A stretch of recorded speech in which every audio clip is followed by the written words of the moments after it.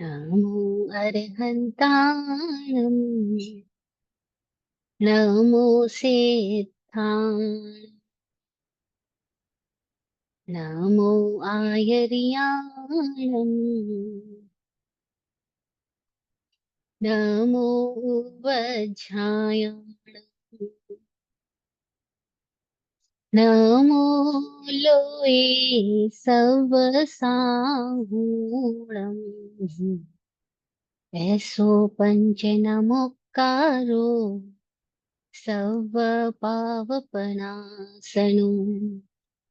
मङ्गलानं च सव्येसिम् पढमं हवै मङ्गलम् पढमं हवै मङ्गलम्।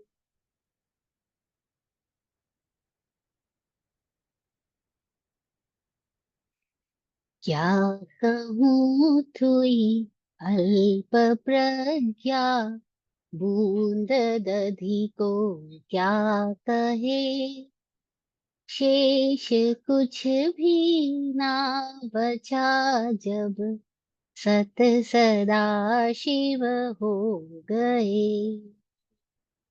वंदना मेरी निरंतर आत्मस्मृति में ही रहे तीर्थपतिया सहज केवली सिद्ध जो भी हो गए बस सत सदा शिव हो गए बस सत सदा शिव हो गए।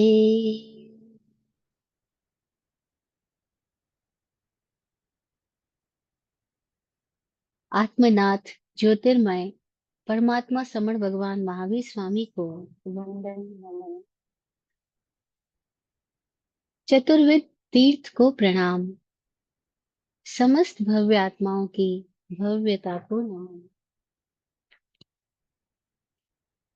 बोधि प्रदाता दृष्टिदाता सदगुरुदेव पूज्य श्री विराट गुरु जी और सतत सत्संग से हम सब का सिंचन करने वाले स्वामी विकास जी के चरणों में प्रणाम।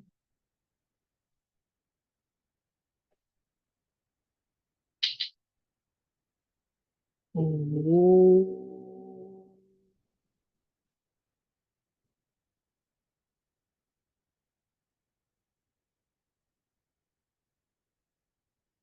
ओम।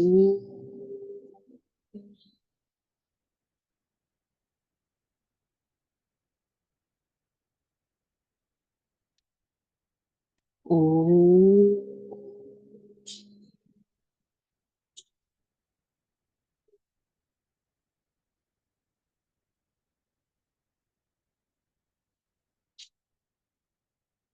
सिद्धा सिद्धिं मम दिशन्तु सिद्धा सिद्धिं मम दिशन्तु सिद्धा सिद्धिं मम दिशन्तु।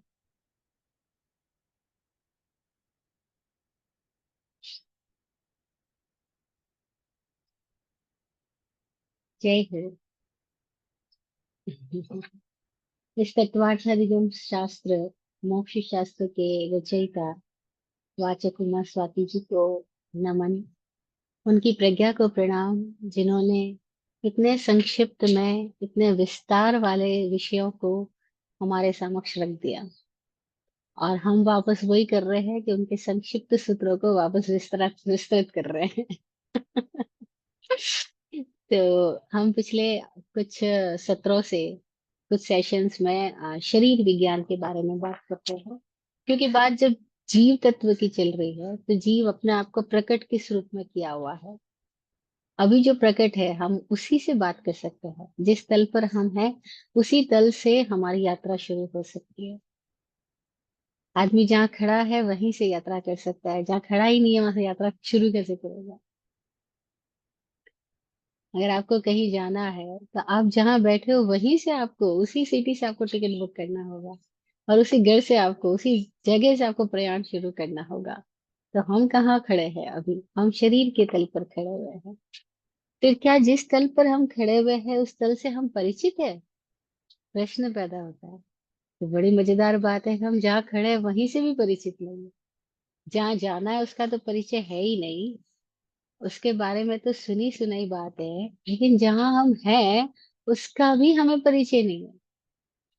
उसका भी हमें अपने से कोई परिचय नहीं है कि कैसे सांस अंदर जाती है और कैसे बाहर आती है, हमें नहीं पता।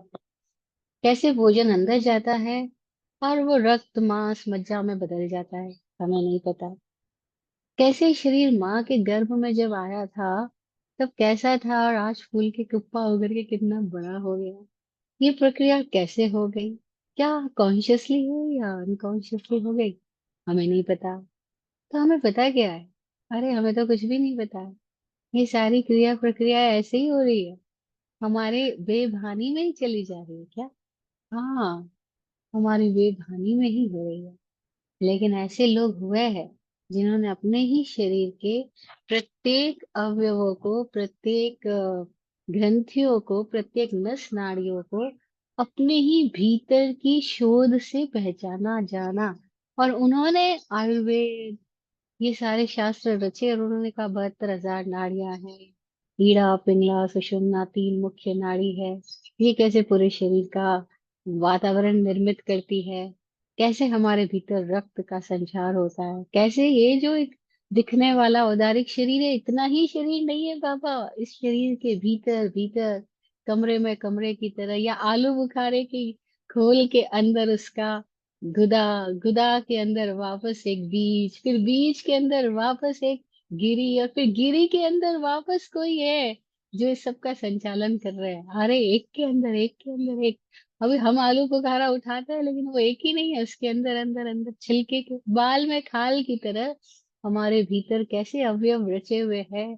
कैसे एक शरीर के भीतर और भी कई तरह के शरीर है, और करोड़ों सेल्स, वो भी जीवित शरीर है, और वो भी इसी शरीर के माध्यम से अपना जीवन पा रहे हैं। अरे इतनी बातें हमने सुन के जानी, अनुभव से नहीं जानी। लेकिन कोई बात नहीं, सुन के भी अगर कोई व्यक्ति अनुभव की यात्रा पे निकल पड़े तो मजेदार बात। दशवकालिक सूत्र में एक जगह लिखा है, सोचा जाने कल्याणम सोचा जाने पावगम, उभयम भी जाने सोचा जम सेयम तम समाये रे। सुनने से कल्याण को जाना जाता है, सुनने से पाप को जाना जाता है। सुनने से आदमी को समझ में आता है कि उसके लिए क्या श्रेय है, क्या प्रेय है या क्या हेय है। और सुन करके आदमी चुनाव करके उस रास्ते पे बढ़ सकता है जो श्रेय का मार्ग है, और पाप के मार्ग से हट सकता है। सुनना प्राथमिकता में दिया गया है। सुनना प्राइमरी स्टेज पे जरूरी है। और चूंकि हम सब अभी प्राइमरी स्टेज पर ही है, इसीलिए हम सुन रहे हैं। सुन करके प्रज्ञा को जगा रहे हैं, है ना। सुनने से ज्ञान होता है, ज्ञान से विज्ञान होता है। श्रवणे नाणे या विज्ञाने, भगवती सूत्र में ये पूरा एक क्रम दिया गया है कि कैसे सुनने से आदमी की यात्रा शुरू होगी। तो कहा श्रवणे, सुनना, नाणे ज्ञान होगा, विन्नाणे विज्ञान होगा, पचक खाने या संयम है, फिर पचखान आएगा, फिर संयम आएगा, फिर अनन्न है तवे चेव वोदाणे अक्रिया सिद्धि, फिर अनाश्रव आएगा, तप आएगा, व्यवधान आएगा, अक्रिया आएगी, फिर सिद्धि होगी। तो उन्होंने पूरा एक 9-10 चरण का एक क्रम दिया कि कैसे हमारे कल्याण के पथ पे हम आगे बढ़ सकते हैं। तो अभी हम सुनने से ज्ञान की दिशा में और ज्ञान से विज्ञान की दिशा में बढ़े। तो इसके लिए हम शरीर विज्ञान को वाचक उमा स्वाति ने जो सूत्र दिए उन सूत्रों के द्वारा समझ रहे हैं, है ना। तो 37 सूत्र में हमने 5 शरीर के नाम समझे, औदारिक व्यक्ति आहार तेजस कर्मणानि शरीरानि। 38 सूत्र में हमने समझा कि परम परम सूक्ष्म, एक शरीर से दूसरा शरीर सूक्ष्म है, दूसरे से तीसरा, तीसरे से चौथा, चौथा से पांचवा। फिर हमने 39 सूत्र में समझा था कि असंख्य गुणा परम प्राक तेजसात, तेजस के पूर्व के तीनों शरीर एक दूसरे से असंख्यात प्रदेशी, असंख्यात गुणा प्रदेश वाले हैं।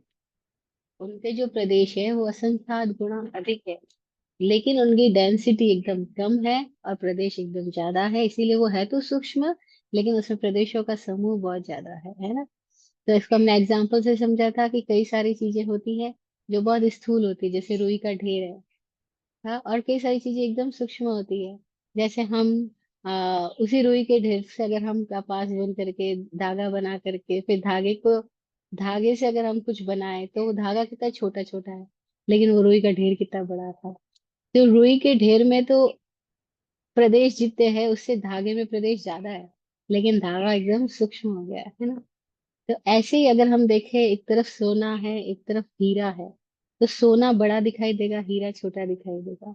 सोने में घनत्व ज्यादा है, सोने सोने में आकार ज्यादा है, सोने में प्रदेशों का फैलाव ज्यादा है। हीरे में आकर के वही प्रदेश बहुत ज्यादा है, लेकिन वो सिकुड़ के छोटे हो गए हैं, उसमें डेंसिटी बढ़ गई है ना। तो एक जैसी धारा के सारे पदार्थों को हम देखते जाए, तो वे पदार्थ किसी एक फॉर्म में बहुत फैले हुए हैं, किसी अन्य फॉर्म के अंदर बहुत ही छोटे हैं, लेकिन फैले हुए में प्रभाव कम है, छोटे हुए में प्रभाव ज्यादा है। जैसे हमने एग्जाम्पल दिया था, एक लेजर की किरणें हैं, एक मरकरी लाइट है ना। तो लेजर की किरणें एकदम छोटी दिखाई देगी, लेकिन लेजर की किरणें कितनी गहराई तक व्यापक हो सकती है। तो ऐसे हम एग्जाम्पल से समझ रहे हैं कि औदारिक से वैक्रिय, वैक्रिय से आयत में असंख्यात गुना अधिक प्रदेश मौजूद है। फिर अगला सूत्र हमने किया था अनंत गुणे परे, कि तेजस और कार्बन जो है वो अनंत गुणा अधिक प्रदेशों वाला है। मतलब एक तो असंख्यात गुणा हुआ, एक अनंत गुणा हुआ। तो लास्ट सेशन में हमने संख्यात, असंख्यात और अनंत, इन तीनों के विज्ञान को समझने की कोशिश करी थी।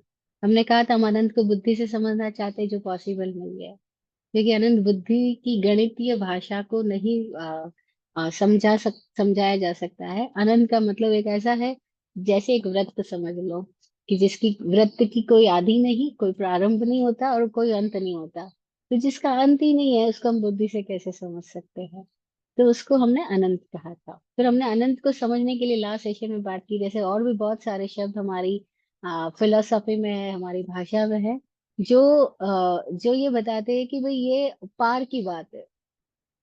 जैसे हमने कहा अज्ञेय, जाना ही नहीं जा सकता। जैसे हमने कहा अगम्य, जिसकी दिशा में जाया ही नहीं जा सकता, है ना। तो कुछ है जो अज्ञेय है, अगम्य है। ऐसे ही अनंत है, अंत ही नहीं है, अनादि है, आदि भी नहीं है।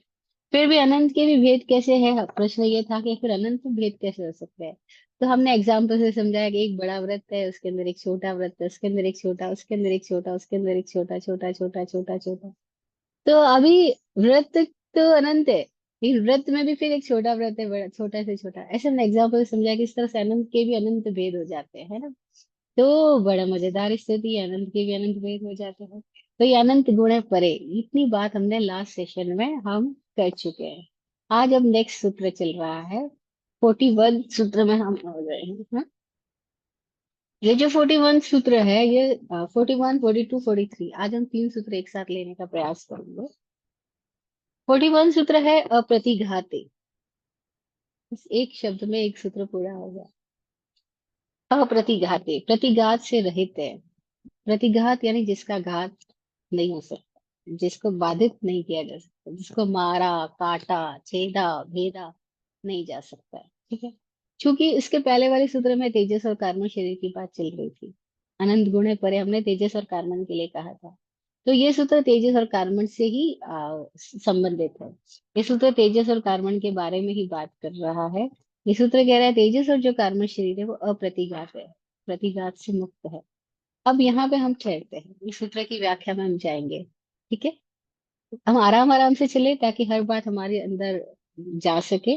अदरवाइज क्या होता है कि मैं तो बोलते जाता हूँ और आप लोगों की कई बातें ऊपर से निकल जाती है। तो हम बड़े आराम आराम से चलेंगे। पहले हम शब्द का अर्थ समझ लेते हैं, फिर हम इसकी व्याख्या में जाते हैं। प्रतिघात का अर्थ हमने समझ लिया कि प्रतिघात का मतलब है बाधा पहुंच गई, है ना। जैसे किसी ने, ये कांच का बॉल है और किसी ने पत्थर डाला, है ना। तो कांच के बॉल से टकरा के पत्थर वापस लौट करके नीचे ही गिर गया, लेकिन वो पार नहीं गया, कांच का बॉल वो तोड़ नहीं पाया। तो जो पत्थर तोड़ नहीं पाया और कांच का बॉल से वापस नीचे आ गया, तो उसने प्रतिघात तो किया, लेकिन कांच के बॉल को तोड़ नहीं पाया, है ना। तो ऐसी कई चीजें हैं जिसको प्रतिघात किया जा रहा है, लेकिन वो तोड़ नहीं पा रहा, तो उसको अप्रतिघात बोल दिया गया। एक एग्जाम्पल से भी समझ में आ गया हमको अप्रतिघात क्या होता है। अब हम बात करते हैं, सबसे पहला हमारा जो शरीर है औदारिक शरीर, क्या इसका प्रतिघात हो सकता है?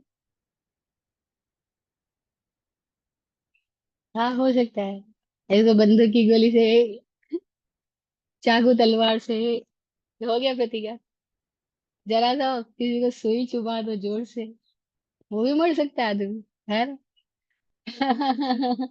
तो आधारिक शरीर ऐसा है जिसको छेदा जा सकता है, जिसको भेदा जा सकता है, जिसको काटा जा सकता है, जिसको दबाया जा सकता है, जिसको गलाया जा सकता है, जिसको जलाया जा सकता है। जलाते ही ये सभी लोग मर जाते हैं तो उनके शरीरों को, है ना? तो औदारिक शरीर ऐसा है जिसका प्रतिघात बहुत आसानी से होता है। मुझे औदारिक शरीर को बड़ा संभाल के रखना पड़ता है। लोग बोलते हैं अरे कांच की गुड़िया है। अरे मिट्टी की गुड़िया है, इसको संभाल के रखना पड़ेगा, है ना? मिट्टी से बना है ये शरीर, मिट्टी में ही मिल जाएगा। तो इसको बड़ा संभाला, क्योंकि प्रतिघात हो जाता है इसका, तो जरा सा टकराया पता ही चल रहा, पैर स्लिप हुआ और आगे चला गया। अरे, तो पैर भी स्लिप होने से बचाना पड़ता है। जवानी में आदमी कहता है चांद तक जाऊंगा, मंगल तक जाऊंगा, बड़ी बड़ी बातें करता है। और बुढ़ापे में कहता है लकड़ी पकड़ के अपने बाथरूम तक भी पहुंच जाऊं तो अच्छी बात है। बिना सहारा लिए मैं अपना वॉशरूम जाया हूँ। तो वही बड़ी उसके लिए बहुत बड़ा घटना है कि उसको बिना सहारा लिए वो वॉशरूम तक चला जाए, तो आज जवानी में आदमी कहाँ पे जाना चाहता है। तो शरीर बड़ा मजेदार है पर इसका प्रतिघात होता है। ये हमारा अनुभव कहता है कि औदारिक शरीर प्रतिघात से मुक्त नहीं है, इसीलिए इसका सार संभाल हमको, क्या वो बोलते, केयर विद द, क्या बोलते, हैंडल विद द केयर, है ना? तो एकदम हैंडल हमको एकदम केयरफुली करना पड़ता है, कह रहे कहीं कुछ हो ना जाए इसका। तो ये औदारिक शरीर तो प्रतीकात्मक वाला है, ये हमारा अनुभव कह रहा है। अब अगले अगला शरीर की बात करें हम, तो वो वैक्रिय शरीर है। वैक्रिय शरीर अभी हमारा अनुभव नहीं है, लेकिन जिनका अनुभव है, जैसे मैं विराट गुरु जी की बात करती हूँ, मजेदार स्थिति थी, विराट गुरु जी को वैक्रिय शरीर का अनुभव था।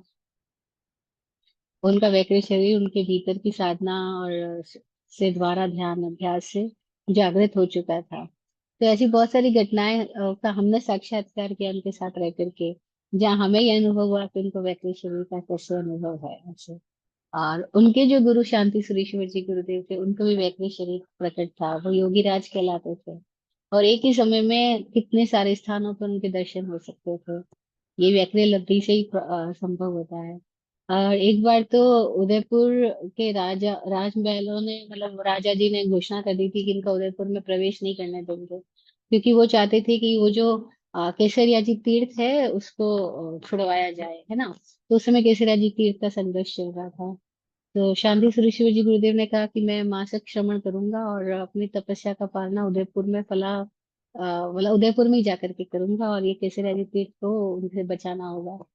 तो ये घोषणा जैसे ही पहुंची तो पंडितों ने, ब्राह्मणों ने राजा जी को कान भर दिए।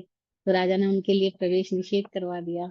लेकिन अब उनके मुंह से तो वचन निकला है कि मैं उस तारीख को वहां पे, उस तिथि को वहां पे मिलूंगा। तो वो मिले वहां पे, दरवाजे उनके लिए बंद थे लेकिन वो वहां मौजूद थे। वो पहुंच गए थे वहां पे, कैसे पहुंच गए, नो बन्नो, है ना? तो ऐसे कई कई आचार्य, कई कई ऐसे योगी राज लोगों के भीतर में ऐसी शक्तियां प्रकट हुई है वैक्रिय शरीर, है ना? तो प्रश्न पैदा होता है, जो वैक्रिय शरीर है जो विविध क्रियाएं कर सकता है, विविध रूप बदल सकता है, एक साथ कई स्थानों पे भी दिखाई दे सकता है, क्या ये शरीर प्रतिघात वाला है या प्रतिघाती है? क्योंकि औदारिक शरीर तो पृथ्वी गुण है, पृथ्वी गुण है तो स्थूल है, ठोस है, मिट्टी का बना है, दिखलाई पड़ता है। व्यक्ति शरीर कैसा है? तो विराट गुरु जी अपने अनुभव को साझा करते हुए बताते हैं कि ये जो वैक्रिय शरीर है वो जल गुण प्रधान है। अब जल गुण प्रधान होने से क्या होता है, इसमें स्वाद गुण पाया जाता है। जैसे पृथ्वी में गंध गुण होता है, वैसे जल में स्वाद गुण होता है, टेस्ट। तो इसमें स्वाद गुण प्रधान होता है। तो इसीलिए देवी देवताओं को हम देखते हैं कि लोग गंध चढ़ाते हैं, स्वाद चढ़ाते हैं। जैसे हम अगरबत्ती, धूप, दिया बत्ती सब कुछ देवी देवताओं के लिए करते हैं, मिठाई वगैरह सब भोग रखते हैं। तो हम कहते हैं उन्होंने मिठाई खाई तो नहीं, उन्होंने गंध के द्वारा खा ली। क्योंकि देवताओं को ठोस खाने की आवश्यकता ही नहीं, औदारिक शरीर तो है नहीं वहां पे। तो ऐसे सूंगा, पेट भर गया, ऐसे, जो सूंघने मात्र से उनका पेट भर गया। तो उनका जो स्वाद है वो गंध रूप में है, ऐसा। इसीलिए देवी देवताओं को आकर्षित करना होता है तो हम गंध का प्रयोग करते हैं, कई सारे मंत्रों के साथ में, कई सारे गंधों के साथ में, कई सारे ध्वनियों के साथ में उनको आकर्षित किया जाता है ना। मंदिरों में क्यों हम इतनी विशेषता रखते हैं, धूप दीप सब कुछ रखते हैं मंदिरों के अंदर में, ताकि देवी देवताओं का आह्वान आराम से हो सके, देवी देवता भी वहां पर आके रह सके, पूजा आरती में हिस्सा ले सके। तो ऐसे बहुत सारी बातें हैं। कोई एक समय था जब अ, लोगों के लिए, आम जनता के लिए वैक्रिय शरीर वालों से बात करना एकदम आसान बात थी। जैसे अभी उस जमाने में अगर कोई बोलता कि कोई ऐसे समय आएगा कि जब वीडियो कॉलिंग से बात करना एकदम आसान हो जाएगी, आप दुनिया में कहीं, तो वो लोग विश्वास नहीं कर सकते थे कि ऐसा कैसे हो सकता है कि हम एक दूसरे को वीडियो कॉलिंग के थ्रू देख रहे होंगे। तो अगर हम पीछे जाएं आज से 1000 साल पुरानी दुनिया में, तो ये बात असंभव सी लगती है हमारे लिए। ऐसी आज हमारे लिए ये बात असंभव सी लगती है कि क्या ऐसे भी लोग थे जो देवी देवताओं के साथ प्रत्यक्ष ऐसे बातें करते थे जैसे हम बातें कर रहे हैं, भूत प्रेतों से ऐसे मिलते थे जैसे हम एक दूसरे को मिल रहे हैं। हाँ, ऐसा भी समय था, ऐसे भी लोग थे। तभी तो हम महावीर भगवान और इनके वर्णन में करते हैं कि समक्षरण की रचना होती थी, देवी देवता आते थे। गौतम स्वामी ने देवता को आते और जाते हुए देखा तो सवाल किया कि देवता मेंढक की तरह क्यों दिख रहा है। तो भगवान ने उस मेंढक की पूरी स्टोरी सुनाई कि मेंढक की तरह क्यों दिख रहा है ना। तो अब ये प्रश्न क्यों गौतम स्वामी के अंदर से आ सके, क्योंकि गौतम स्वामी देवता को देख रहे हैं। पर क्या सारी जनता देख रही है? नहीं, सारी जनता नहीं देख रही है। जिनके पास वैक्री की आंख पैदा हुई है, जिसके पास वैक्री का शरीर सजग हुआ है, उसका बीज प्रकट हुआ हुआ है, वैक्री की लब्धि जागृत हुई है, वो लोग वैक्री वालों को आराम से देख सकते हैं, है ना। वैक्री को देखने के लिए वैक्री की आंख चाहिए, जैसे औदारी को देखने के लिए हम औदारी की आंख बात कर रहे हैं। तो वैक्री शरीर ऐसा है जैसे जल गुण की विशेषता होती है। अब हम देखते हैं कि क्या जल गुण को प्रतिगातित किया जाता है? तो हाँ, प्रतिगातित किया जाता है। समुद्र और नदियों का जल होता है, सूर्य की गर्मी से वो वाष्पित होकर के ऊपर की ओर उठ जाता है, तो प्रतिगातित तो हो गया ना। जल जल का रहा, भाप बन गया ना, बाधा तो पहुंची ना, है ना। इसी तरह से हम देखते हैं कि जब बहुत तेज हवाएं चलती है, समुद्र में लहरें उठती है, नदियों में तरंगे उठती है, तो इसका मतलब ये हुआ कि हवा के द्वारा भी जल को प्रभावित किया जा सकता है, और उसका स्वरूप आकार बदल जाता है ना। तो जल गुण भी प्रभावित होता है, उतना स्थूल तरीके से नहीं होता जितना उदारिक होता है, लेकिन वैक्रिय शरीर को भी प्रतिघातित किया जा सकता है। यही कारण तो है कि कैसे लोग भूत प्रेत को बांध देते थे, तांत्रिक लोग कैसे देवी देवताओं को भी मंत्रों के द्वारा बींद दिया जाता था, है ना। उनको मंत्रों से किलित भी कर दिया जाता, किलित करने का मतलब उनको रोक दिया गया, ऐसा किलित कर दिया, बांध दिया, रोक दिया गया। तो ऐसे प्रयोग होते रहे हैं।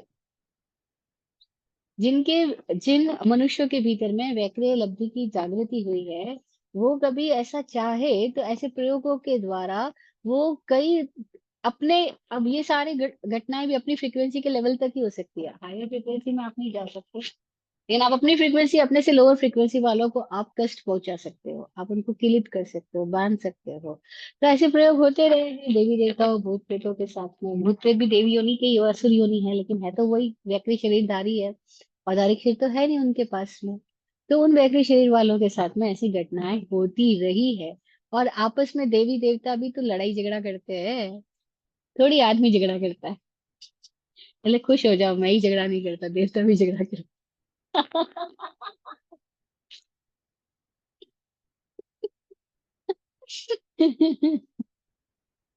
देवासुर संग्राम से तो शास्त्र भरे पड़े हैं, हिंदुओं के ग्रंथों में उठा के देखो, देव और असुरों का संग्राम हो रहा है ऐसा।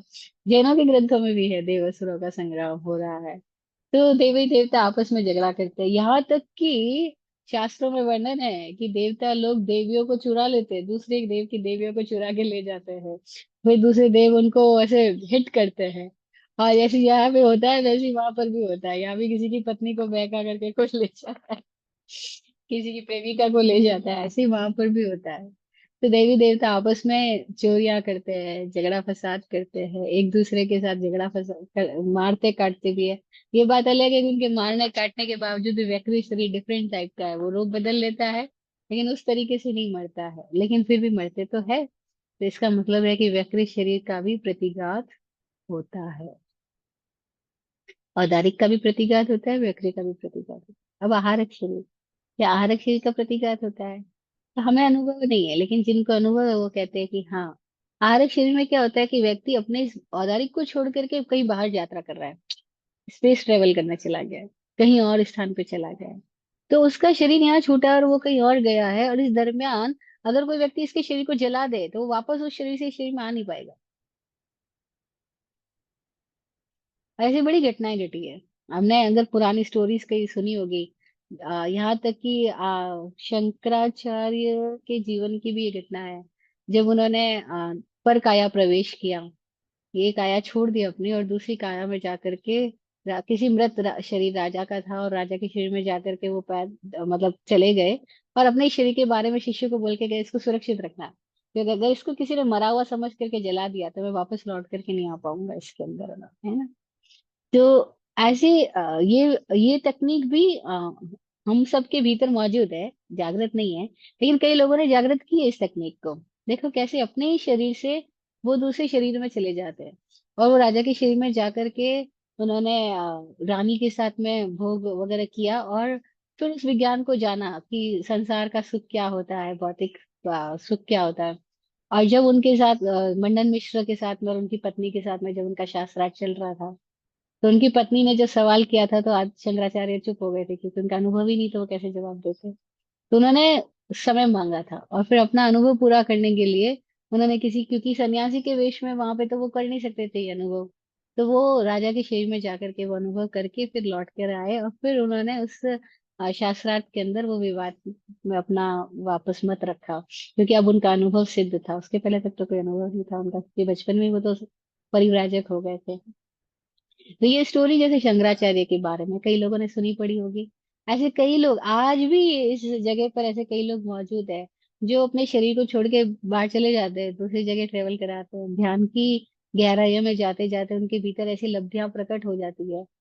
तो और वो दूसरे के यात्रा करके वापस लौट के आ जाते हैं, और अपनी पत्नी को, अपनी जो सहयोगी या उत्तर साधक होते हैं, उत्तर साधक का मतलब होता है कि आप साधना कर रहे हो, आपके एक असिस्टेंट साधक भी आपने रख रखा है, क्योंकि आप कब अपना शरीर छोड़ के चले जाओगे और आपको वापस लौटना है, तो इस शरीर का ख्याल कौन रखेगा, तो अपने उत्तर साधक को निर्देश दे रहे होते हैं। तो ऐसी बड़ी घटनाएं होती है जब आदमी अपने ही एक शरीर से दूसरे शरीर को निकाल करके ट्रेवल कर रहा होता है। तो क्या उस समय उसके शरीर को भी, जो आहरक शरीर है, क्या उसको भी प्रतिघातित किया जा सकता है?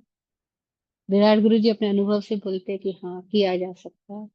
वो कहते हैं कि जब तंत्र में कोई किसी को मूठ मारता है, अब ये बड़ी विचित्र घटना है, अभी हमारे लिए, आज के आदमी के लिए बड़े अजीब सा लगेगा, लेकिन ऐसा होता है कि आदमी अपनी भाव शक्ति से किसी को किसी के ऊपर अटैक करता है।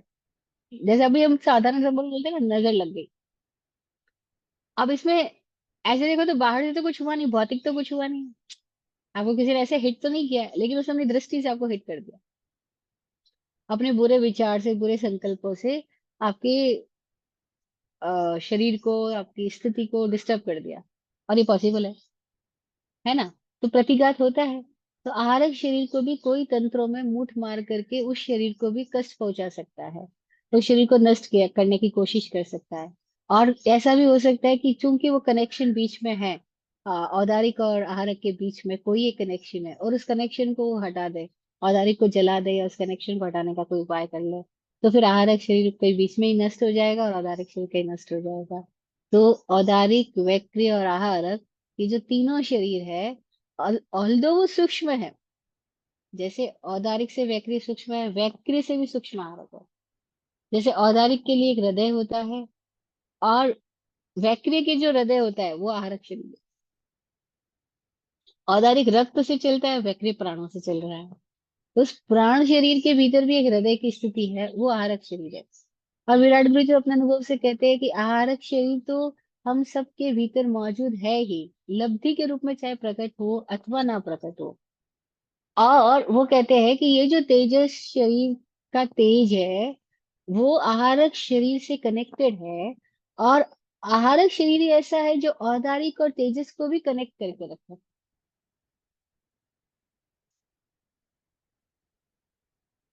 तो वो कहते हैं सबके भीतर है ये, और कैसे कनेक्ट करके रखा हुआ है, और कैसे इसकी वजह से ही हमारे प्राणों का, विद्युत धारा का कैसे संचालन का वो एक साइंस पूरा डेवलप होता है। तो ये जो आहारक लब्धि अलग बात हो गई, लेकिन आहारक शरीर की मौजूदगी तो सबके भीतर है ही। है ना। तो इसका भी प्रतिघात पॉसिबल है। तो अभी हमने क्या समझा कि औदारिक का प्रतिघात पॉसिबल है क्योंकि वो पृथ्वी गुण है, स्थूल है।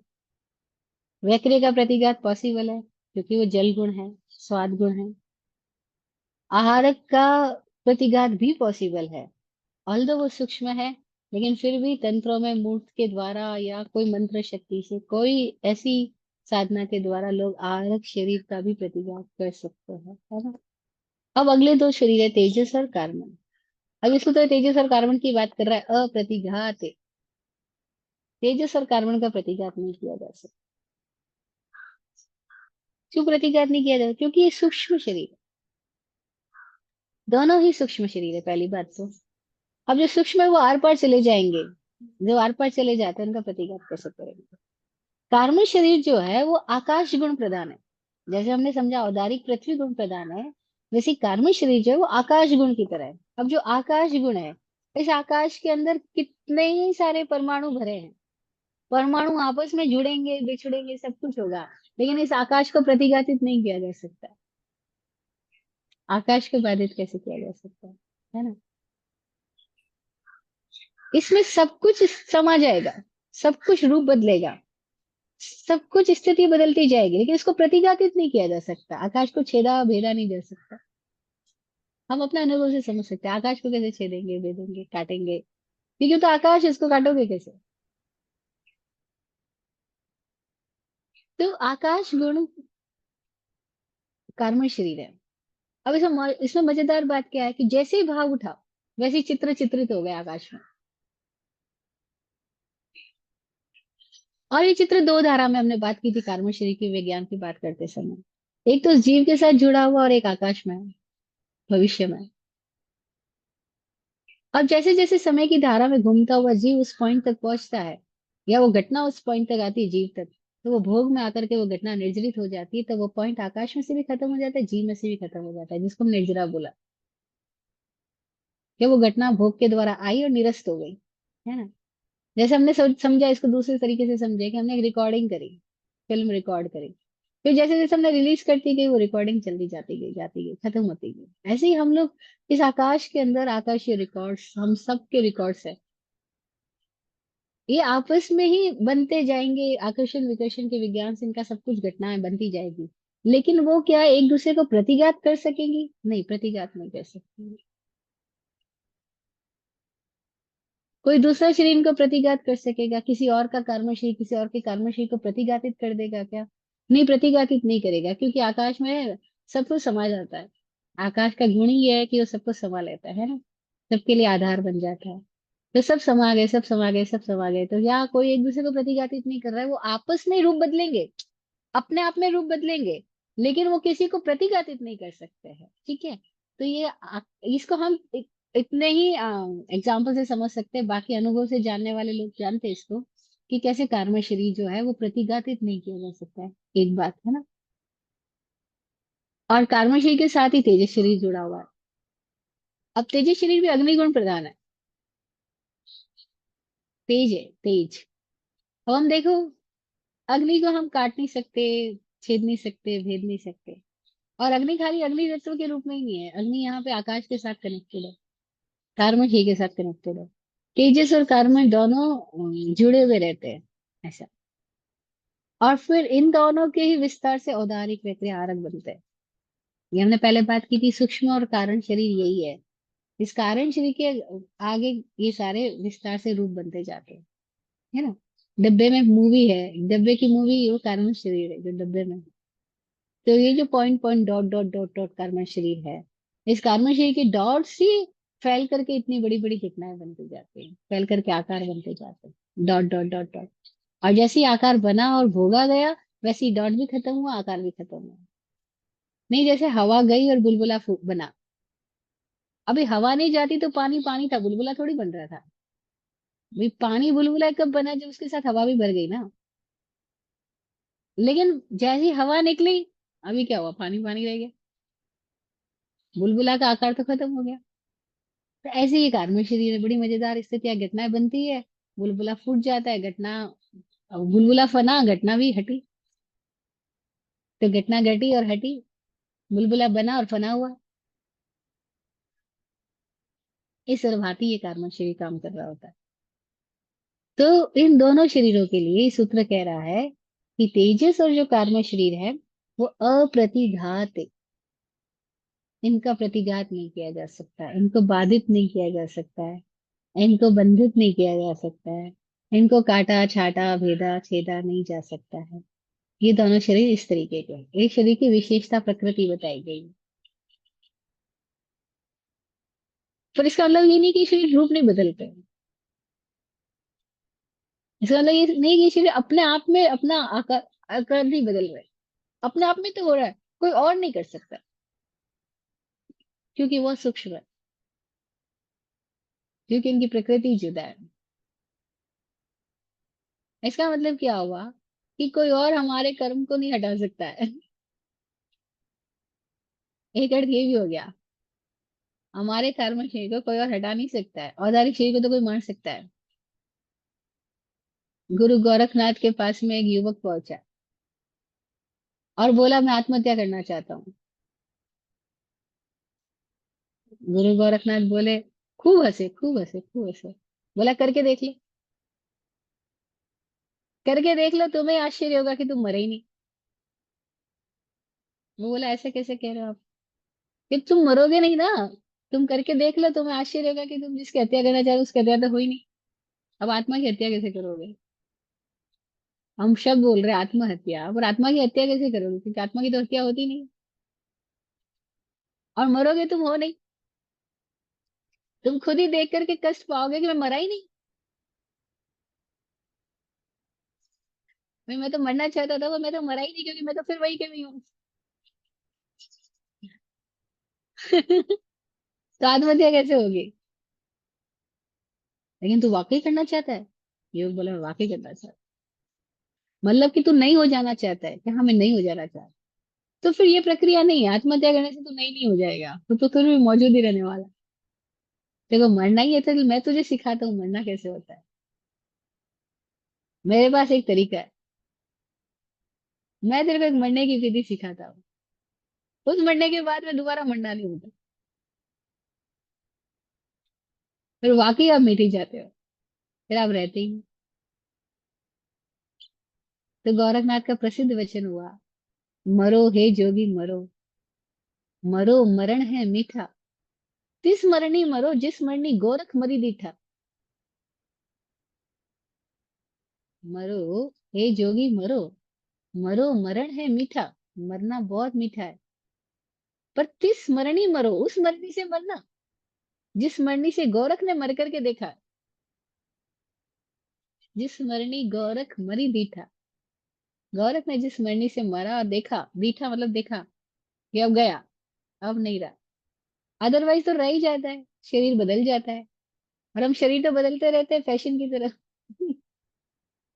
हम कपड़े कैसे बदलते हैं, वैसे हम शरीर भी बदलते रहते हैं।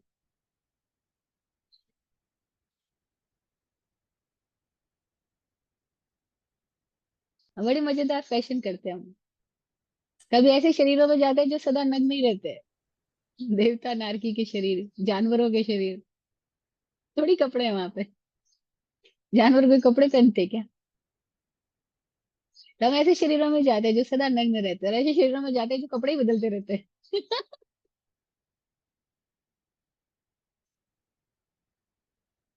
तो गोरखनाथ ने उस युवक को बोला रखा, बोले मैं तेरे को मरना सिखाता हूँ, चल सीख। और अब वो युवक जो मरने लगा, उसका अहंकार मरने लगा, उसकी वृत्तियां खत्म होने लगी। और वो जो मैं शून्य हुआ, तो उसको पता लगा ओए मरना क्या होता है। उस मरनी से मर गया तो उसने देखा कि मैं क्या हूँ। मैं तो हूं ही नहीं। जिसको मैं कह रहा था कि मैं आत्महत्या करूंगा, वो है ही नहीं। वो तो एक बुलबुला है। गोरख ने देखा और गोरख ने दिखाया, इसीलिए गोरखनाथ महान हो।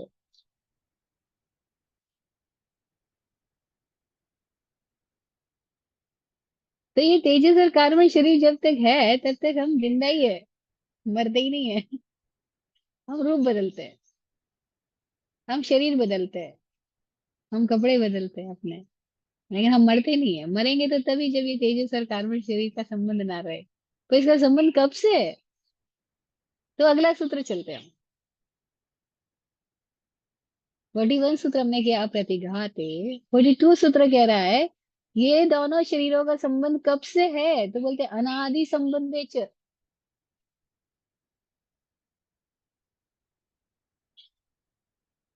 अनादि संबंधे च।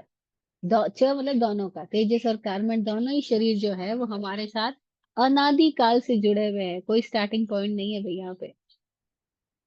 कोई लोग बोले कोई तो पहला दिन होता होगा जब हमने कार्बन शरीर रचा होगा, कोई तो पहला दिन होता होगा जब हमने कर्म बांधा होगा, कोई तो पहला दिन होता होगा। बाइबल में ईसा मसीह से जो पूछा गया, ईसा मसीह बोलते हैं, वो बाइबल में जो कोट लिखा हुआ है कि मैं अल्फा से पहले था और ओमेगा के बाद तक हूँ। अल्फा बोले तो ए, जिसको हम ए बी सी डी का ए बोलते हैं। तो मैं आदि से भी पहले था, यानी अनादि। तो तेजस और कार्म शरीर का ये संबंध जीवात्मा के साथ में कब से है, तो सूत्र बोलता है अनादि संबंध, आदि नहीं है, प्रारंभ भी नहीं है। ये 42 सूत्र हो गया। 43 सूत्र क्या कहता है? 43 सूत्र कहता है सर्वस्य। सूत्र केवल इतना से सर्वस्य। सर्वस्य के क्या कह रहे हैं, क्योंकि हम तेजस और कार्बन की बात कर रहे थे, कह रहे तेजस और कार्बन जो है वो सभी जीवों के पास है ही, जब तक कि वो सिद्ध बुद्ध मुक्त नहीं हो गए। सर्वस्य है, सभी के पास है। और सर्वस्य का क्या अर्थ है, जो विराट गुरु जी ने बताया मजेदार है। वो कहते हैं सर्वस्य का मतलब है सभी काल में मौजूद रहता है ये कार्बन और तेजस शरीर। समय के आयाम में अगर हम देखें तो तेजस और कार्बन शरीर जो होते हैं वो लंबोत्तर होते हैं और व्ययनित होते हैं, पूरे आकाश में फैले हुए रहते हैं। विराट गुरु जी कहते हैं अगर कोई साइंटिस्ट इतना साइंस को डेवलप करके कभी टाइम ट्रेवल करते हुए कोई 1000 ईयर्स पीछे चला जाए दुनिया में, या 5000 या 10,000 पीछे किसी भी टाइम में वो ट्रेवल करता हुआ वहां पहुंच जाए, तो वो हैरान होगा ये जान करके कि उस समय वो जो लोग थे उनके तेजस और कार्बन शरीर आकाश में अभी भी मौजूद है। तो वो उनके चलचित्रों को देख करके, उनकी छाया को देख करके उन लोगों को समझ पाएंगे। इसका मतलब क्या हुआ, हम जहां से चल के आ गए वहां पर भी हम मौजूद है।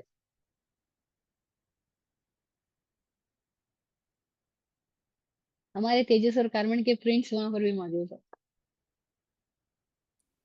क्योंकि ये समय के आयाम में फैला हुआ रहता है, क्योंकि ये आकाश गुण है। क्वांटम फिजिक्स में पहुंच गई। यस।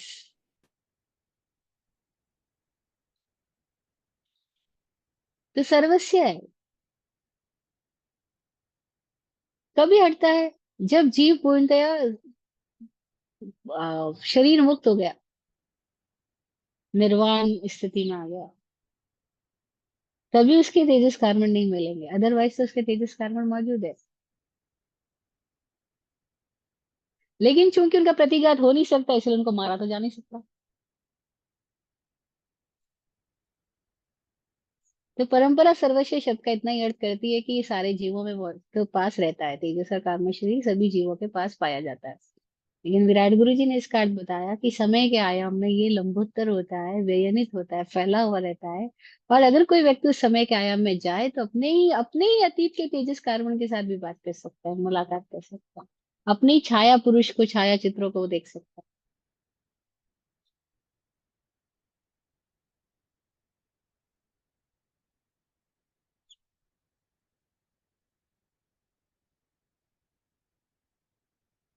तो इस तरह से हमने औदारिक, वैक्रिय, आहारक, तेजस और कार्बन, इन पांचों शरीरों में से आज हमने तेजस और कार्बन के बारे में मुख्यतः जाना कि वो अप्रतिघाते हैं, अनादि संबंध वाले हैं और सर्वस्य। ये तीनों सूत्र तेजस और कार्बन को इंडिकेट करके कहे गए हैं। और इनकी व्याख्या तभी समझ में आती है जब बाकी के शरीरों के साथ भी इनकी तुलना हो सकती थी। हमने तुलनात्मक स्टडी भी कर ली कि कैसे ये औदारिक का प्रतिघात होता है, वैक्रिय का हो सकता है, आहारक का हो सकता है, बट तेजस कार्बन का नहीं हो सकता है। और तेजस कार्बन अनादि संबंध है और औदारिक, वैक्रिय, आहारक अनादि नहीं है। वो तेजस और कार्बन के कारण से जब हमें मनुष्य के रूप में आना होता है तो हम औदारिक का रूप ले लेते हैं, देवता नारक के रूप में लेना होता है तो वैक्रे का रूप ले लेते हैं। और आहारक दोनों में गुप्त रूप से मौजूद रहता ही है। और कोई चाहे तो आहारक की लब्धि को प्रकट करके अपना आहारक शरीर का निर्माण करके उसका उपयोग कर सकता है, उसे प्रयोग कर सकता है, उसे स्पेस और टाइम में ट्रेवल कर सकता है। और ये सारी संभावनाएं हमारे इसी शरीर के अंदर मौजूद है। All possibilities are here available at every time, at every moment. पर आज हम इस दुनिया में नहीं है कि जहाँ हम अपने भीतर की यात्रा करके अपने आप को मैनिफेस्ट कर रहे होते हैं। आज हम उस दुनिया में जहाँ हमारी पूरी सेंसेस बाहर के साथ ही कनेक्टेड रहती है और बाहर के छाया चित्रों में उलझी रहती है। अमेरिका में। हाँ बोलिए, प्रश्न कीजिए। जो सिद्ध हो जाते हैं हम्म। उनका, उनके कार्बन और तेजस शरीर का क्या होता है? उनके कार्बन और तेजस शरीर जैसे हवा में हवा मिल गई, प्रकाश में प्रकाश हो गया, आकाश में आकाश, बस अब हो गया, समाप्त, लुप्त हो गया। अब उनका आकार आकार बचा नहीं। क्योंकि आकार बचने के लिए वो जो कनेक्शन चाहिए था, इलेक्ट्रिसिटी का पॉइंट चाहिए था। एक पॉइंट है तो दूसरा पॉइंट भी रहेगा, लेकिन एक पॉइंट ही खत्म हो गया तो दूसरा पॉइंट भी खत्म हो गया।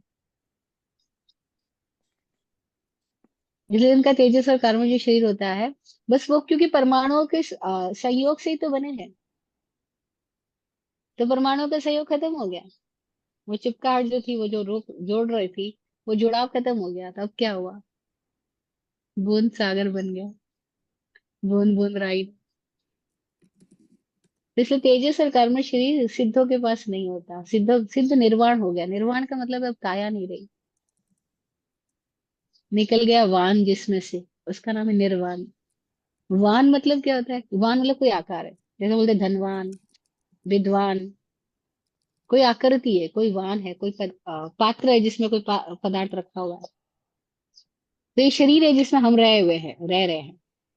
और ये पात्र ही चला गया, और पात्र बनने का कारण भी चला गया, कारण में भी चला गया, तो वो जीव मुक्त हो गया।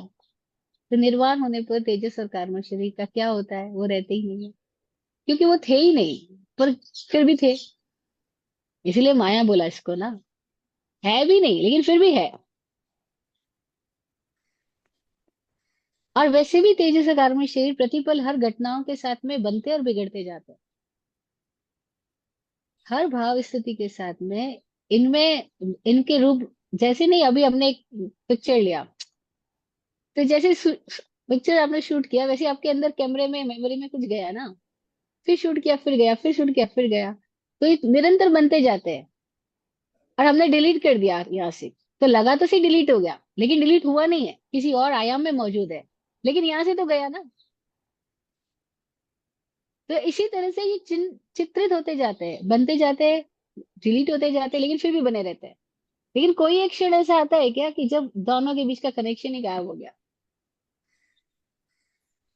तो अब जो सिद्ध हो गया, इसका मतलब क्या हो गया? उसका कार्बन शरीर उनके साथ में जो कोई भी एसोसिएशन का पॉइंट बनता था, वो गायब हो गया। इलेक्ट्रिसिटी गायब हो गई, वो तेजस ही गायब हो गया, तो कार्बन भी गायब हो गया। इसलिए एक साथ जाते हैं दोनों शरीर। और जब दोनों शरीर चले गए, उसके बाद में सिद्धों को वापस दोबारा शरीर लेने का कोई कारण ही नहीं बचा। इसलिए तो सिद्ध हो गया, मुक्त हो गया। ऐसा। जी। There are a couple of questions वो end करके we can take them if you want. हाँ हाँ, हम अभी भी लेना चाहे तो ले सकते हैं। अभी टाइम है हमारे पास में 10 मिनट। सेम रिकॉर्डिंग में करना है तो कर सकते हैं। I'll give you the two ji. questions I see. प्रीति हाँ। जी हैं, और अभी प्रीति जी अगर आपको पूछना हो तो आप पूछ सकती हैं, और मैं यहीं से रीड कर सकता हूँ। प्रीति जी, आपको अगर पूछना है तो आप पूछ सकती हैं। ओके, उनका क्वेश्चन जो है चैट में, हम्म। जैसे आहारिक शरीर हर एक में मौजूद है, वैसे ही वैक्रिय भी है क्या? जी। वैक्रिय शरीर भी, पांचों ही शरीर हम सबके साथ में है ही। मैंने पहले एक बार एग्जांपल दिया था, जैसे कमरे में कमरा, कमरे में कमरा, डिब्बे में डिब्बा, डिब्बे में डिब्बा।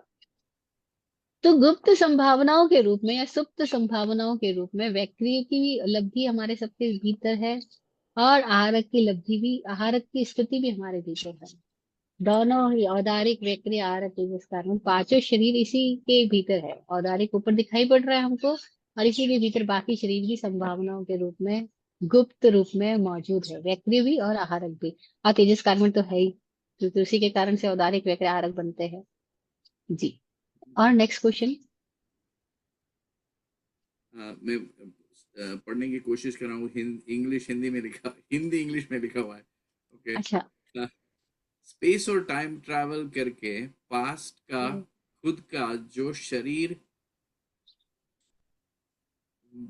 वगैरह दिखता है, उसी की वजह से अ, जाति स्मरण जाति ज्ञान स्मरण, होता है क्या?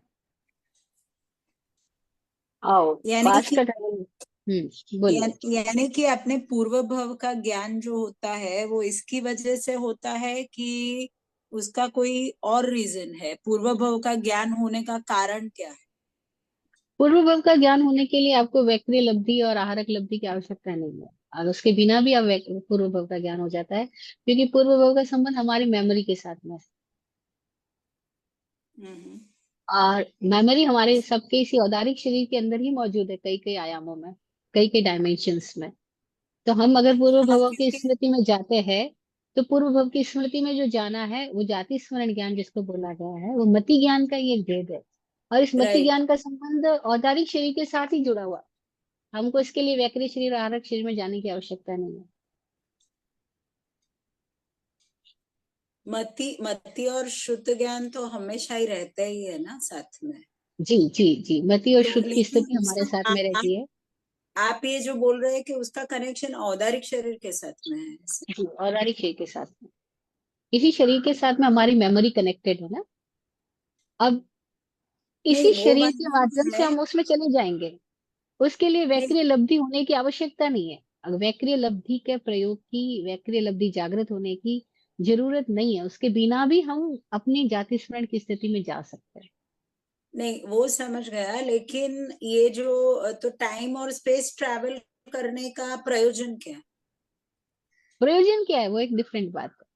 किसी के भीतर ऐसी स्थिति होती है, कोई प्रश्न होता है, कोई जिज्ञासा होती है, कोई उसके भीतर ऐसी प्रेरणा आती है, तो वो उसमें जा सकता है। जैसे आप कहीं पर भी, अभी भी आप जहाँ अपने घर से बाहर कहीं भी यात्रा कर रही हो, तो वो स्पेस और टाइम में तो ट्रेवल कर ही रही हो। Why you are doing? आप घर से बाहर निकलोगी क्यों? You have some question, you have some query, you have some inspiration, you have some need, some demand. हाँ, तभी ओके, तो आप सही। अपने घर से बाहर निकलोगी, बस वही कारण है।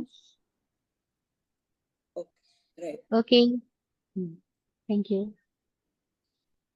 Any other question? Yes, I have one question. Yes, please ask. आपने जो शरीर, औदारिक और शरीर की बात की, तो शंकर भगवान ने अपने पुत्र गणपति जी को मनुष्य का रूप का देह नहीं है, वो हाथी का देह का रूप है। तो उसका क्या कारण है और उसके पीछे क्या हिस्ट्री है? ये मजेदार पुराण है। पुराण का अर्थ हम समझे, ये मिस्ट्री है। हाँ, there is no history, there is a mystery. ये पुराण है, इस पुराण के अंदर, मिथ के अंदर, ये माइथोलॉजी है। यहाँ पे जो बातें की जाती है कि शंकर ने गणपति को हाथी का वो दिया, आकार दिया, पेट ऐसा दिया, कान ऐसे दिए, और फिर उनका वाहन चूहा दिया। अब बताओ, इतना बड़ा शरीर कोई चूहे के ऊपर ट्रेवल कर सकता है? Is it possible? फिर ये बातें क्यों बताई गई? ये बातें ना प्रतीक है, सिंबलाइज है, सिंबल करके बताई गई है। ऐसा सिंबल करके बताई गई है, इसका मतलब ये क्या कहना चाह रही है? ये कुछ इंडिकेट करना चाह रही है, कुछ मैसेज देना चाह रही है। ये बातें बता रही है कि जो गण का ईश है उसका नाम गणेश है। गणपति, गणेश का मतलब क्या है? गण मतलब ग्रुप, समूह। उस समूह का जो मास्टर है, जो लीडर है, उसका नाम गणेश। अब जो लीडर है उसको कैसा होना चाहिए, क्या क्वालिटीज लीडर के पास होनी चाहिए, तो उसको एक प्रतीक के माध्यम से गणपति बताया, गणेश की आकृति बताई गई कि लीडर ऐसा हो जिसके कान बड़े बड़े हो, क्योंकि उसको सबका सुनना होगा। लीडर ऐसा हो जिसकी आंख एकदम छोटी हो, कि उसको सूक्ष्म तरह से सबका निरीक्षण करना होगा। लीडर ऐसे हो जिसकी गंध बहुत बड़ी हो, गंध का यंत्र, नाक बहुत बड़ा हो, क्योंकि चारों ओर की गंध उसको आनी चाहिए। सीआईडी डिपार्टमेंट एकदम मजेदार होना चाहिए। लीडर ऐसा हो जिसका होठ छोटा हो, क्योंकि उसको बोलना बहुत कम है, सुनना ज्यादा है, बोलना बहुत कम है। और उसको सबका सुना हुआ पचाना है, तो उसका पेट कितना होना चाहिए? सबका पचाना है उसको, सबका अपने अंदर रखना है, बाहर नहीं फैला देना है, तो उसका पेट कैसा होना चाहिए? फिर उस लीडर को चलने के लिए क्या चाहिए? इतना बड़ा आदमी इतने से चूहे पे कैसे चलेगा? लेकिन चूहा मतलब क्या है? चूहा मतलब सीआईडी डिपार्टमेंट। चूहे की मजेदार स्थिति क्या होती है कि रहता तो गड्ढों में है, रहता तो अंदर अंदर है, धरती के जमीनों के खड्डों में है, लेकिन बाहर ट्रेवल करता है। और कितना भी बड़ा लोहे का जाल हो, अपने दांतों से काट देता है।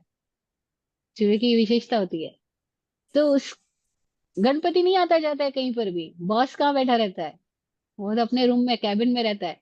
लेकिन बॉस ने बाहर कोई चूहे छोड़ रखे हैं, जो पूरे ऑफिस में क्या हो रहा है, पूरी कंपनी में क्या हो रहा है, सबकी इन्फॉर्मेशन लाके दे देते हैं। और वो चूहे क्या दिखाई नहीं देंगे, सबके साथ मर्ज हो जाएंगे, पता ही नहीं चलेगा। और कैसा बड़े से बड़ा जाल है, वो उसके अंदर एंटर कर जाएंगे। उनके दांत बड़े मजबूत है ना, उनके पास में इतने सूक्ष्म भेदी यंत्र है। तो ये पूरा एक प्रतीक बताया गया है। और यहाँ प्रतीक के माध्यम से बताया गया कि आदमी जो जहाँ खड़ा है, वो अपने गण का जो स्वामी है, उसके अंदर ये क्वालिटीज होनी चाहिए। तो हमने उस क्वालिटीज को प्रणाम करने के लिए एक प्रतीक बनाया। और अभी क्या हो गया दुनिया में, गणपति को हमने एक स्टोरी बना दी कि वो शिव पार्वती ने ऐसे ऐसे अपने पसीने से वो उसको बनाया, और शिव जी ने उसको छेद दिया, मार दिया, तो पार्वती ने फिर रोई धोई। तो शिव ने कहा मैं इसको कैसे वापस पैदा करूं, तो जंगलों में से वो उठा के लाए, और हाथी का चेहरा उनको मिला, वो मिला, और जोड़ करके गणेश बना दिए। ये सारी कहानियां बच्चों के लिए तो कहानियां हो जाती है, लेकिन समझदार के लिए इन कहानियों के अंदर कोई इशारे छिपे होते हैं, और वो इन इशारों को पकड़ करके अपने भीतर वो क्वालिटीज डेवलप कर लेता है। तो एक आचार्य जो ग्रुप का लीडर है, या कोई कहीं पर भी किसी भी संस्था का ग्रुप का लीडर है, चाहे वो पीएम नरेंद्र मोदी क्यों ना हो, तो सबके अंदर क्वालिटीज गणपति वाली कैसी होनी चाहिए, उसके इंडिकेशंस के लिए ये सारे सिंबलाइज किए गए हैं, सारे सिंबल बताए तो ये गए। तो जी। असल में जब गणपति जी का जन्म हुआ तो हम्म। मस्तक पुरुष का था न, तो मस्तक कैसे क्यों काट के हाथी का मस्तक हम्म। दिया ऐसा उसका? ना, स्टोरी स्टोरी बताएगी कि भाई आदमी का बच्चा तो आदमी की तरफ पैदा होगा। और या, पहली बात, देवताओं के तो बच्चे पैदा होते ही नहीं है, क्योंकि वैकृत शरीर में इस तरीके से जन्म देने की स्थिति है ही नहीं, वो जल गुण है, उसके अंदर बच्चों को पैदा करने की स्थिति नहीं है। इसीलिए अगर शिव पार्वती को कोई देवी देवता समझता है, हाँ, तो देवी देवताओं के कोई बच्चा नहीं होता, इसलिए ना गणपति हो सकता है, ना कार्तिकेय हो सकता है। ये जो स्टोरी बताई गई है, इस स्टोरी के पीछे कुछ रीजंस है, पहले हम ही समझ लें। और वो जो स्टोरी है, उसको हम स्टोरी की तरह मत पकड़े कि फिर वो आदमी की तरफ पैदा हुआ, फिर उसको काट करके हाथी लगाया गया। नहीं नहीं, ये स्टोरी बताई गई है कि कैसे एक हाथी की विशेषता या गणपति की विशेषता कैसी कैसी होनी चाहिए। इसीलिए हमने एक कहानी गढ़ी, बस एक प्रतीक गढ़ा। जैसे नहीं, बच्चों को बताने के लिए हम बताते थे, देखो चांद के अंदर ये हो रहा है, नानी वो सूत काट रही है, तो चरखा चला रही है, क्योंकि तब चरखा ही था हमारे पास में करने के लिए, एग्जाम्पल देने के लिए, इस तरह से। तो हकीकत में गणेश जी वो शंकर और पार्वती के भोग से वो पुत्र नहीं थे उसके। जी, कोई वैकृत शरीर को पैदा नहीं कर सकता। देवी तो देवताओं के कभी संतान नहीं होती। ओ अच्छा, तो इसीलिए पर इतिहास में तो ऐसा बताते हैं ना कि जी गणपति जी। जी शंकर हम्म। पार्वती के पुत्र थे। जी, इसीलिए मैं बोल रही हूँ ना कि वो जो कहानी बताई गई है, उस कहानी के पीछे कोई एक मैसेज है, लेकिन कहानी को एज इट इज हमें नहीं लेना चाहिए। इट इज नॉट पॉसिबल कि देवी देवता कोई बच्चे पैदा करे। तो अच्छा, तो हकीकत में गणेश भगवान he was not the real son of Shankar hmm. And Parvati. अब क्या है, स्टोरी पार्ट है, स्टोरी को स्टोरी की तरह समझ लो, उसको फैक्ट की तरह मत समझो। अच्छा, ठीक है। तो हकीकत में पर लेकिन इतिहास तो अपन को जो समझाता है वो हम्म। गणपति जी और शंकर और पार्वती के पुत्र। इसीलिए मैं कह रही हूँ, ये हिस्ट्री नहीं है, ये इतिहास नहीं है। अच्छा ये माइथोलॉजी है, पौराणिक बातें हैं। अच्छा। और हिंदुओं ने पुराण लिखे, इतिहास नहीं लिखे। तो ये मेरी समझ में ऐसा था कि वो उसके पुत्र थे, वो धड़ हम्म काट काट के फिर हाथी हम्म। का धड़ लगा दिया, जी जी जी, स्टोरी ऐसी ऐसा बताई गई है। स्टोरी ऐसी। अच्छा, तो हकीकत में ऐसा नहीं, शंकर हकीकत भगवान ने उसका नहीं, सर काटा नहीं था? नहीं फैक्चुअल कुछ भी नहीं है ये, फैक्ट नहीं है। ये ये पुराण है, इतिहास अच्छा, नहीं है। क्योंकि मैं गणपति जी को प्रणाम करता हूँ, और अपन सारे जी लोग, पहले अपन जैन जी, है। लोग प्रतीकों को प्रणाम करते हैं, लेकिन प्रतीकों के पीछे जो स्टोरी है या जो मैसेज है, उसको समझे वो बड़ी बात है। ओ अच्छा, तो मेरे ख्याल में ऐसा था कि हकीकत में वो शंकर जी पार्वती के पुत्र थे, और धड़ काट लिया। क्यों काटा हाँ। मालूम नहीं हम्म है। और शंकर हम्म, हम्म, भगवान ऐसा नहीं कर सके अपने पुत्र को, और हाथी का सर लगा दे उसके हम्म। पे। तो कोई रीजन नहीं है कोई। जी जी जी नहीं। अच्छा, हम्म, नमस्ते। नमस्ते, थैंक यू, जय हो। हम्म, जी। So we can wrap it up now if you want. हम पूरा करें आज के सेशन को। ठीक है, हाँ, ठीक है। जैसे तो आप। ठीक है, पूज्य विराट गुरु जी के आशीर्वचन सबके लिए।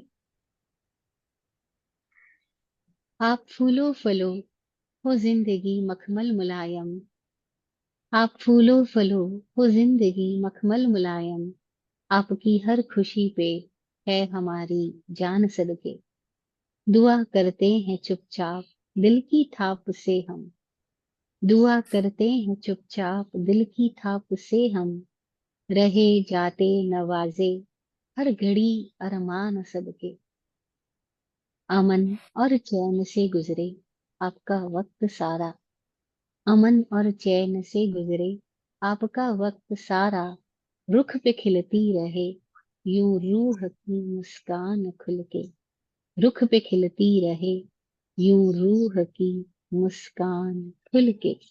जय हो, जय हो, जय हो, सबका कल्याण हो।